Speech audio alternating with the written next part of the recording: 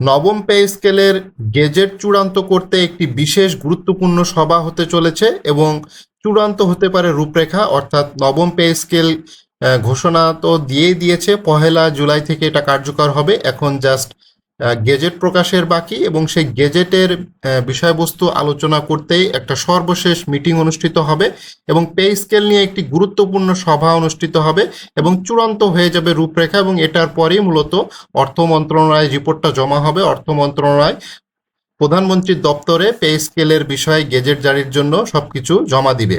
তো নবম জাতীয় পে স্কেল নিয়ে চলতি সপ্তাহে বসতে যাচ্ছে পে কমিশনের সুপারিশ পুনর্মূল্যায়ন কমিটি গঠিত সচিব কমিটি। সংশ্লিষ্ট সূত্রের ভাষ্য মতে চলতি সপ্তাহের অনুষ্ঠেয় গুরুত্বপূর্ণ ওই বৈঠকে পে স্কেলের রূপরেখা চূড়ান্ত হতে পারে। অর্থ মন্ত্রণালয়ের অর্থ বিভাগের একটি সূত্র জানিয়েছে, সচিব কমিটির সভায় বেসামরিক প্রশাসন, বিচার বিভাগ ও সশস্ত্র বাহিনী কমিশনের সুপারিশ চূড়ান্ত করা হতে পারে। এরপর সচিব কমিটি এ বিষয়ে একটি প্রতিবেদন অর্থ মন্ত্রণালয়ে জমা দেবে। অর্থ মন্ত্রণালয় পরবর্তীতে সেটি প্রধানমন্ত্রীর দপ্তরে জমা দেবে। অর্থাৎ এটাই হতে যাচ্ছে সর্বশেষ মিটিং এবং এই মিটিংয়ে সব যাবতীয় কার্যক্রম শেষ হয়ে যাবে। তারপরেই মূলত গেজেট প্রকাশের যে প্রস্তুতি সেটা শুরু হয়ে যাবে।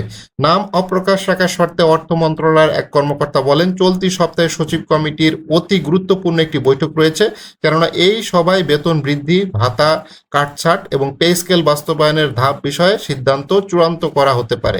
তো এইটাই আসলে শেষ বৈঠক হতে চলেছে এবং এটার পরে মূলত গেজেটটা প্রকাশ হয়ে যাবে। অর্থাৎ গেজেটে কোন কোন বিষয়গুলো অন্তর্ভুক্ত থাকবে, যেহেতু এখানে 2টি ধাপে পে স্কেল বাস্তবায়ন হচ্ছে, সেটা পরবর্তী বছরে কিভাবে থাকবে সেটাও এই গেজেটেই উল্লেখ করা থাকবে।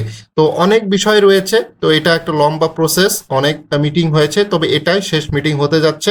এটার পরেই মূলত গেজেট প্রকাশের যাবতীয় কার্যক্রম শুরু হয়ে যাবে।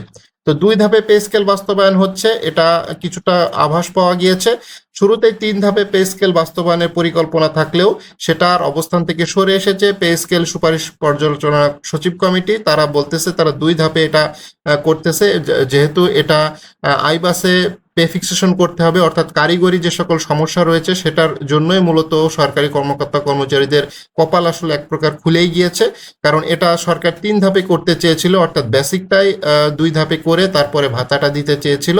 তো এখন বেসিকটাই দিতে যাচ্ছে, অর্থাৎ নবম পে স্কেলের যে পূর্ণাঙ্গ যে বেসিকটা সেটাই মূলত চালু হচ্ছে এবারই। তো শুধুমাত্র সফটওয়্যারের কারণেই মূলত এমনটা হচ্ছে। তারা আসলে চেয়েছিল বেসিকটা ভাঙার জন্য, কিন্তু সফটওয়্যারে আসলে বেসিক ভাঙার মতো অবস্থাতে নাই এবং এটা বেসিক ভাঙতে গেলে অনেক সমস্যা হবে।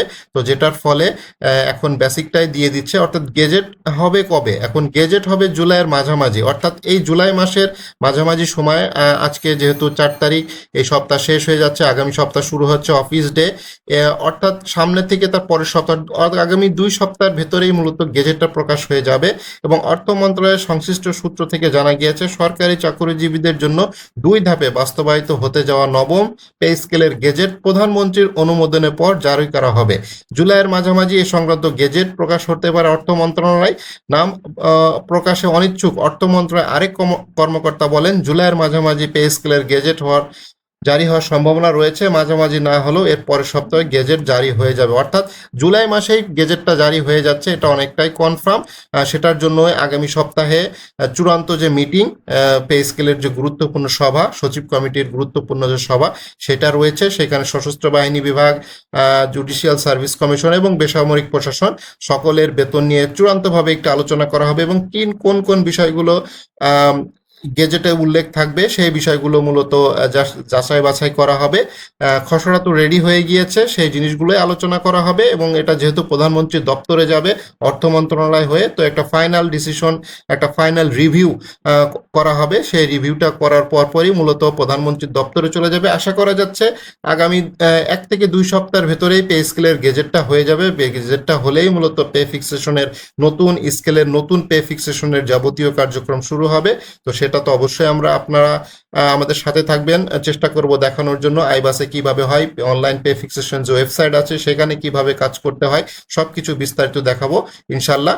তো যাই হোক, পে স্কেল নিয়ে আজকের যে খবর ছিল সেটা হচ্ছে একটা গুরুত্বপূর্ণ সভা হতে যাচ্ছে এবং চূড়ান্ত হতে যাচ্ছে রূপরেখা। এবং এই মিটিংটা খুবই গুরুত্বপূর্ণ, সচিব কমিটির মিটিং। যে কোনো সময় পে স্কেলের গেজেটটা প্রকাশ হয়ে যাবে।